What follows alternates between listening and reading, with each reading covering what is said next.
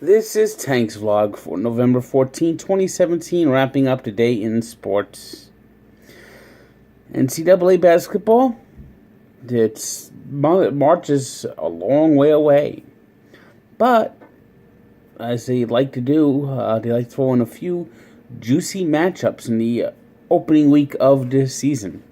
And we saw that today with number 1 Duke going into East Lansing and facing Michigan State. And while there's a ton of young talent on each team, it was Grayson Allen, the senior, who was the big reason behind Duke's victory. Allen scored a career high and a game high 37 points to lead the Blue Devils to an 81 win over the Spartans. I think both these teams could be Final Four teams. And another big matchup, number 7 Kentucky went to Kansas and lost 65-61. The Jayhawks are ranked number 4 in the country, and this is another example of just a good start to the season. And this college basketball has the best of both worlds. The best of both worlds in March. It is just the most thrilling tournament you can imagine. March Madness, it doesn't get better than that. But what it's created is kind of a feeling for the regular season. You'll get some good conference matchups later in the season. But it always seems that these late November games, they try to get people into the sport early. But it's kind of hard when you have when the entire sport is down to March. But I think we're going to have a good season this year. I think we're going to have an entertaining college basketball season. And I look forward to it. I'm pretty glad that Seton Hall is ranked this year. Seton Hall looks really strong. I think Seton Hall could make a run in the tournament. I think it's not impossible to imagine them at least getting to the Sweet 16 this year. In the pros, the Boston Celtics, they just continue to win, taking their 13th straight game in Brooklyn today. Kyrie Irving returned after missing a couple of games, wearing a mask. And the Nets played tough. They hung in the game the entire way. But these Celtics, they just find ways to win. Al Horford was a big star today with 17 points, 11 rebounds. You gotta really admire how the Celtics are playing. This is without Grayson Allen. They're a guy him and Kyrie Irving were the two guys they really banked on this year, and Grayson Allen was gone after 5 minutes. It just shows you how great of coach Brad Stevens truly is.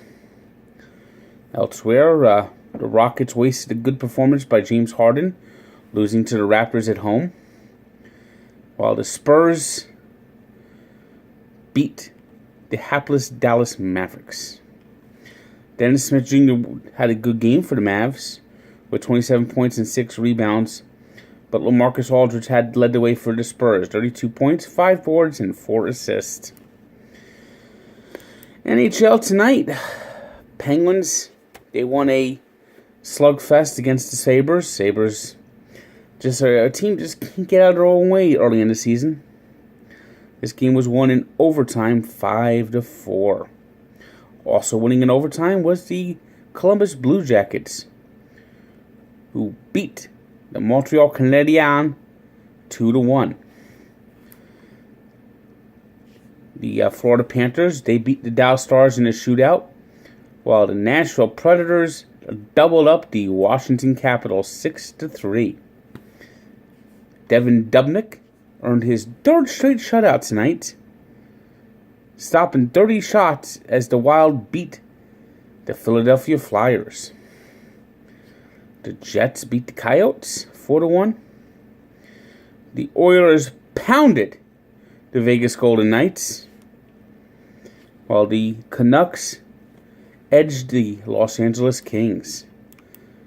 Today's 3 stars are Connor McDavid, who had 2 goals and assists for the Oilers against the Vegas Golden Knights, Grayson Allen, who had 37 points for Duke, and James Harden, who had a big game and all-losing effort for the Rockets. Today's birthday shout-out goes to Karl Anthony Towns, who turns 22, and he's finally got a Minnesota Timberwolves team around him that looks like could be a true contender. I mean, I don't see them going too far into playoffs, but at least they'll be in the playoffs, which is going to end a 13-year drought for the Minnesota Timberwolves. And we take a look back 25 years ago when the King stepped down. Richard Petty's last race, the Hooters 500, was like the nexus of the NASCAR generations. It saw one of the best point races. It saw the end of Richard Petty's career, and a rookie driver racing his first NASCAR race that day named Jeff Gordon. So check out the story at Barstool Sports and at sportsencyclopedia.com, where sports history lives. One thing I always admire about Richard Petty is just the amazing stat. He won 200 races. The next best driver won 105. Nobody is ever touching the King. Good day.